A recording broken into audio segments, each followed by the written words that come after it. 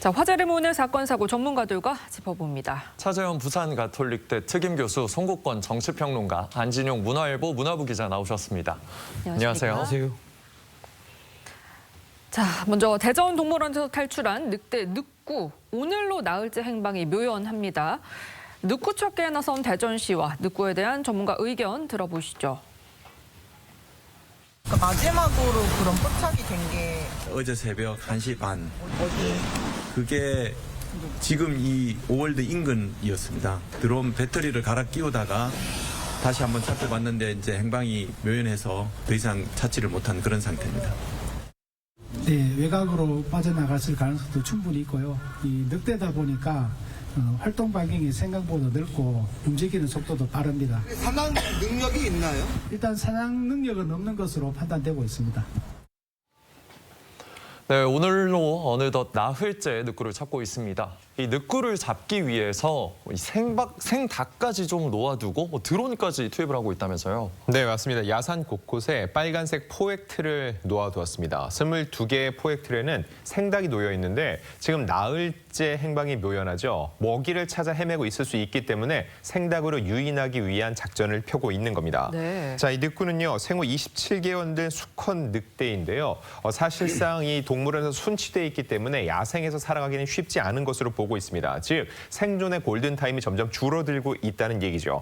어제 새벽에는 5월드 인근에서 열화상 카메라에 포착이 됐는데 일단 5월드 근처에서 포착이 됐다는 건 다행입니다. 멀리 달아나지 않고 그 인근에 있다는 얘기죠. 다만 수색요원들이 드론 배터리를 교체하는 사이에 사라졌습니다. 이 열화상 카메라를 탑재한 이 드론 14대를 띄워서 계속 수색을 하고 있는데 네. 어제까지 꽤 적지 않은 비가 내렸죠. 예. 이것 때문에 또 안개까지 끼면서 시야 확보에 어려움이 있고요. 아무래도 비가 내리면 열화상 카메라, 이 늑구의 체온 역시 떨어지기 때문에 수색에 더욱더 어려움을 겪고 있는 겁니다. 네, 말씀하신 것처럼 생포 골든타임을 놓쳐서 안타까움이 커지고 있는데 소방당국이 이 진짜 늑구가 아니라 AI로 합성된 조작 사진을 들고서 늑구를 찾아다니기도 했다고요? 예, 어제 그 대전 소방본부가요, 언론에다가 자신들이 이전에 배포했던 사진 자체가 AI 활용 합성 사진이라는 걸 밝히면서 이 부분을 참고하지 말라고 삭제해달라고 이야기를 했다는 겁니다. 네. 사실 그러니까 뒤늦게 이 소방본부가 점검을 해보니까 늑대가 걸어가는 도로의 모습이 실제 현장하고는 다르고 예. 그리고 거기에 있는 간판 글씨들이 상당히 부자연스럽다는 겁니다. 네. 자, 그렇다고 한다면 이 늑대 사진이 어디서 나왔느냐? 당시 이 늑구가 탈출하고 난 뒤에 이 상황실이 차려졌는데 상황실에 근무하는 한 그 공무원이 시중에 이런 사진이 돌아다닌다고 하면서 이것이 그러니까 이 탈출한 늑대 사진이 맞느냐고 하면서 누군가가 AI로 합성해서 올린 사진을 가지고 이게 지금 실제 탈출 사진 아닐까라고 해서 이제 이 의문을 제기를 하니까 이걸 가지고 이 오월드 동물원에게 물어봤다고 합니다. 이것이 이 늑구가 맞느냐 이러니까 거기 또 동물원에서는 경황이 없다 보니까 늑구가 맞다고 이야기를 하는 바람에 그렇게 배포를 했다는 것인데요. 그런데 네. 문제는 이 지금 그 촬영됐다고 이야기하는 오월드 사거리에서는 주민의 그러니까 신고가 단 한 건도 없었다는 것이죠. 네. 그런데 문제는 이 사진이 오월드 사거리가 특징이 됨으로써 사실 골든타임이라고 하는 그 시간에 여기에 집중 수색을 하는 바람에 사실은 늑구를 조기에 발견하는 것이 실패로 돌아갔다. 예. 아무리 경황이 없다고 하더라도 이런 상당히 중요한 하나의 추적의 단서가 될 수 있는 사진을 이렇게 검증 없이 이렇게 배포하는 것에 대한 아마 저는 뭐 책임이 좀 문책이 있어야 되지 않을까라는 생각이 듭니다. 네, 또 여기서 끝이 아닙니다. 이 늑구를 이성 개체로 유인한다고 했었는데 이 동원했던 암컷이 아니라 또 수컷으로 유인하는 일이 어처구니 없지만 이런 일들이 또 벌어졌었고요. 또 늑대 울음소리도 오히려 늑구의 방향 감각을 또 헷갈리게 할 수 있어서 중단한 적이 있다면서요.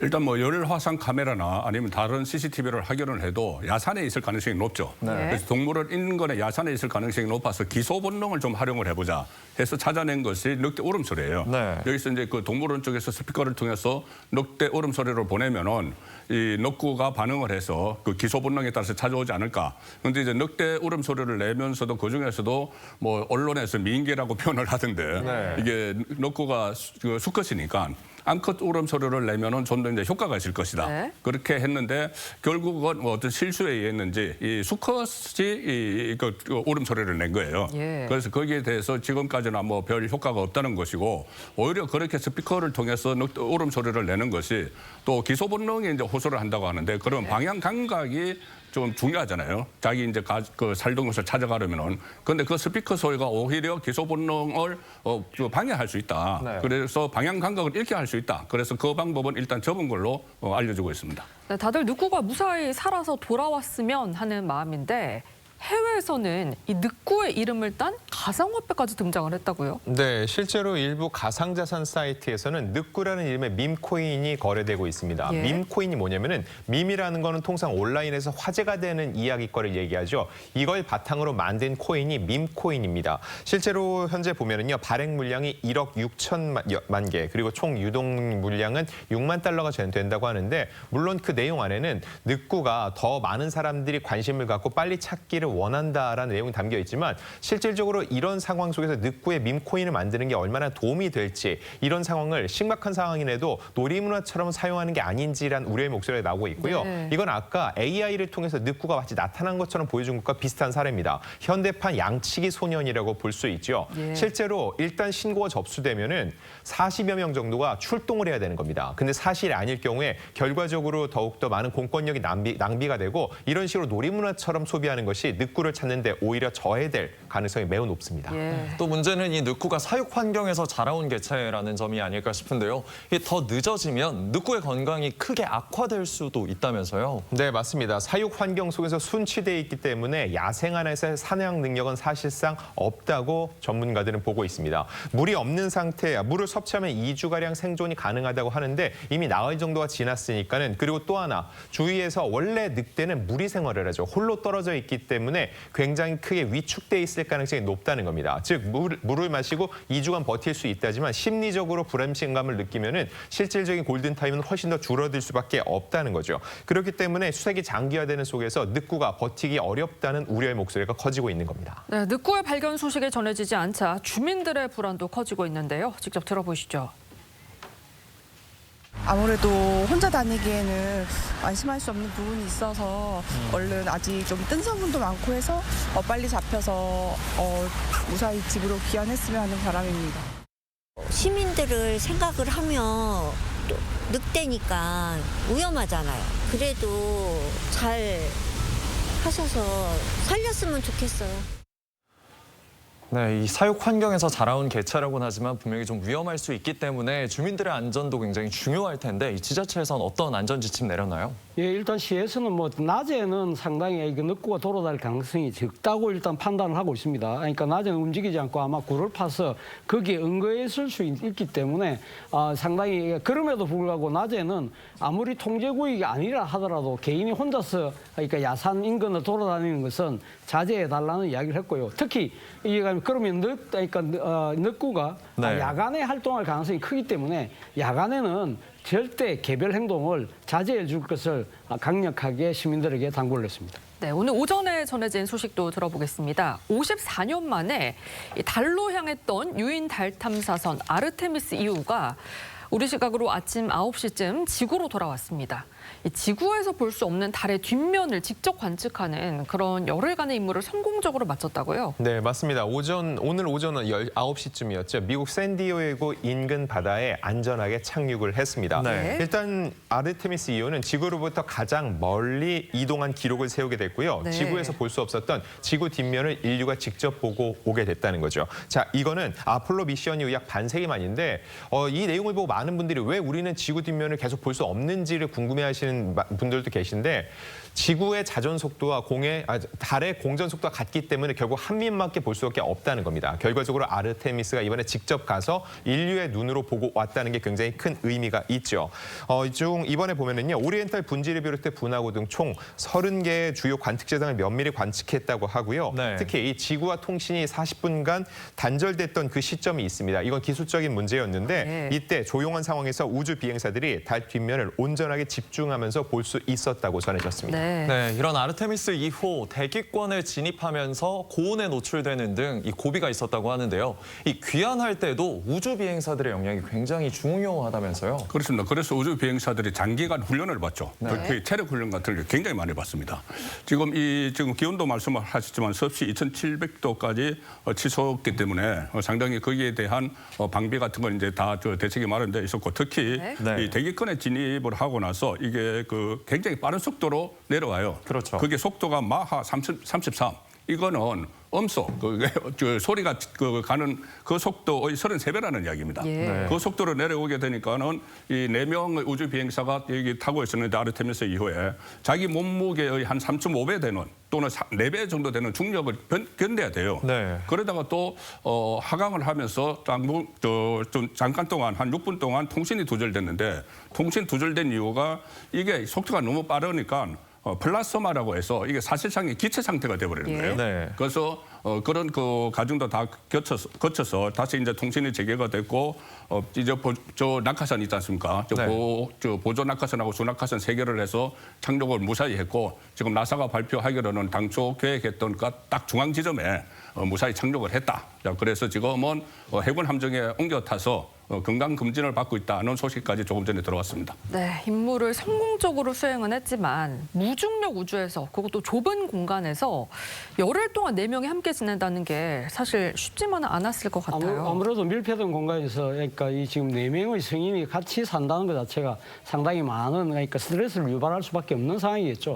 그런 부분들은 사실 어떻게 보면 무중력 상태에서의 그런 체험 수행을 통해서 훈련을 통해서 극복을 할 수 있습니다만, 그중에서 가장 중요한 부분이 용변을 해결하는 부분입니다. 사실 50년 전, 그러니까 아폴로 단계에서 때는 사실 이 용변 문제와 관련해서 비닐봉지와 깔때기를 이용해서 용변을 처리했다고 하거든요. 그래서 그때 당시 우주조종사들이 가장 역겨운 기억이라고 할 정도로 상당히 불편했었는데, 이번 같은 경우에는 문과 손잡이가 있는 제법 그럴듯한 화장실이 만들어졌다고 그래요. 그렇기 때문에 이 지금 배설물을 그러니까 처리를 어떤 식으로 하냐면 공기로 해서 빨아들이는 그 흡입식 방식인데, 대변은 밀봉을 하고 소변은 우주로 내보내는 방식이라고 합니다. 그런데 이번 아르테미스가 발사되고 난 뒤에 우주 공간에 진입해서 바로 이 화장실 입구 쪽으로 가는 부분에 문제가 좀 있었어요. 그래서 상당히 우려를 낳았었는데, 다행히 원격으로 수리가 되는 바람에 이 문제는 잘 해결이 됐고요. 그리고 또 하나의 문제가 결국은 또 먹는 거잖아요. 아무래도 무중력 상태이다 보니까 이 부스러기 같은 경우는 붕붕붕 떠다닐 가능성이 높기 때문에 아무래도 그러니까 이 지금 액체 형태로 이렇게 해서 날리지 않는 그러한 것들이 상당히 준비가 됐는데, 아폴로 시대 때는 음식 종류가 식품 수가 한 50여 종에 그쳤던 데 비해서 이번 같은 경우는 189 종류로 해서 좀 다양한 식사가 마련되는 셈인데, 그 음식이라는 것도 결국은 그러니까 이 위생이나 영양 각자의 선호도에 따라서 이 다양성을 맞췄던 것이고요. 이 아무래도 부스러기가 없고 약간은 액체 형태로 되는 그러니까 이 지금 부스러기가 없고 좀 다른 음식을 말아서 먹을 수 있는 또띠아 형태가 상당히 인기를 끌었다고 합니다. 이 아르테미스 2호의 임무를 무사히 마친 우주 비행사들 사실상 열흘 만에 이 땅을 밟게 되는 건데요. 그렇다면 이제 좀 달콤한 휴식을 취할 수 있는 건가요? 가장 중요한 건 건강 상태입니다. 열흘이지만은 이렇게 우주에서 있는다는 거는요, 무중력 상태에 노출되는 거기 때문에 건강 상태를 체크하는 게 가장 중요하고요. 그 이후에는 다시 우주센터로 돌아오면서 공식 임무를 마무리하게 됩니다. 그리고 과연 이들이 향후 어떤 행보를 하게 될지는 향후 모두 일거수일투족이 또 외신을 통해서 전해질 것으로 예상이 됩니다. 네, 다음 소식입니다. 요즘 2030 세대 사이에서 새로운 건강관리법으로 바로 이게 유행이라고 합니다. 연예인이나 인플루언서들도 주목한 이색 힐링 요법, 뭘까요? 함께 보시죠. 요즘 쑥든방? 그런 게 되게 유명하다고 하더라고요. MZ들의 약간 요즘 웰니스 스타일?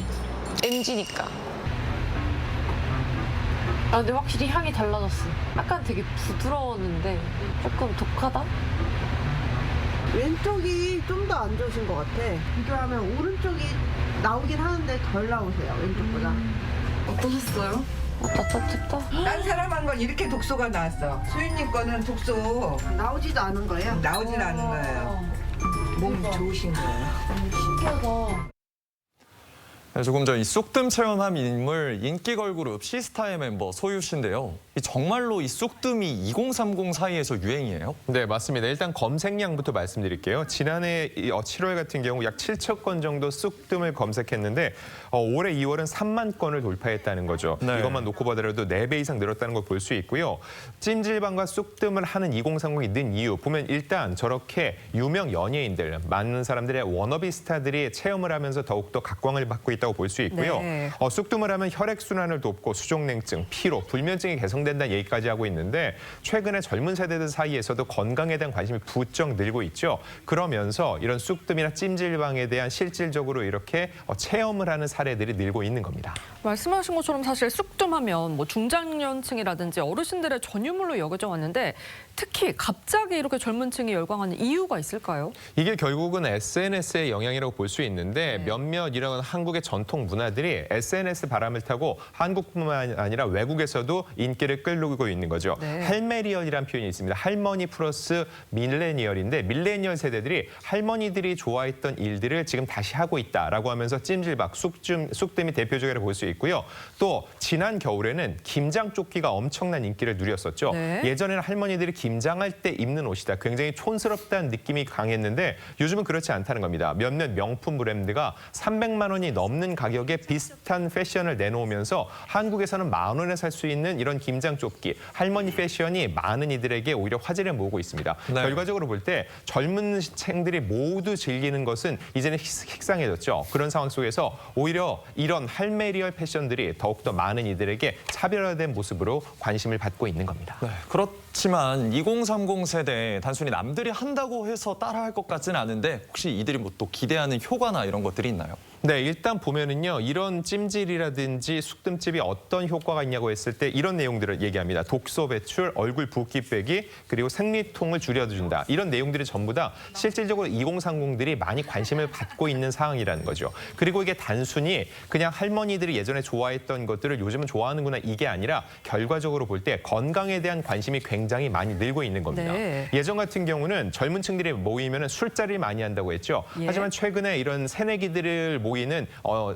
신학년이 시작됐지만 술자리가 굉장히 줄어드는 대신 같이 러닝을 한다든지 혹은 독서 모임을 한다든지 이런 분위기가 늘고 있다는 거죠. 네. 결과적으로 건강에 대한 관심이 상당히 높아지면서 이제는 젊은 세대들이 오히려 몸에 좋지 않은 것을 배제하고 오히려 좋은 것들, 우리의 몸을 더 고양시킬 수 있는 쪽으로 방향을 튼 것으로 보입니다. 네, 앞서 잠시 뭐 김장조끼도 언급을 해주셨는데 패션에서도 어르신들이 자주 찾던 동묘가 요즘 뭐 젊은이들의 패션 성지로 떠올랐다고요? 네, 맞습니다. 소위 말하는 힙한 소비 공간이 됐는데 실질적으로 현장에 있던 상인들의 목소리를 들어보더라도 2030들이 이어폰을 끼고 와서 여기서 이런 물건들을 고르는 상황을 굉장히 많이 보고 있다는 거죠. 과거 실제로 동묘 시장 하면은요, 유명 가수 디드래곤이 현장에 와서 옷을 사는 모습이 포착되기도 했었는데 여기서 일단 옷이 싸다는 겁니다. 한 10,000원 정도면은 여러 가지 구제 옷들을 살 수 있는데 단순히 사서 입는 걸 넘어서 리폼을 하고 있다는 거죠. 네. 그리고 이런 모습들을 SNS를 통해서 또 많이 소비를 하면서 더욱더 많은 2030 세들이 동묘로 모이는 효과를 거두고 있습니다. 예. 그런데 이 트렌드 하면 사실 유통가에서도 따라가기 바쁘잖아요. 유통가에서 내놓은 또 따라가는 발맞춤한 상품들이 있나요? 네, 맞습니다. 이거 관련해가지고 특히 음식들을 얘기할 수 있는데요. 네. 편의점 같은 데 보면 요즘 어떤 게 인기가 있냐.